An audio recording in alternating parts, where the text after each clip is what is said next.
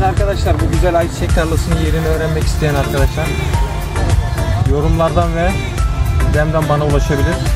Konumunu ve bilgisini size vereceğim. Hoşça kalın.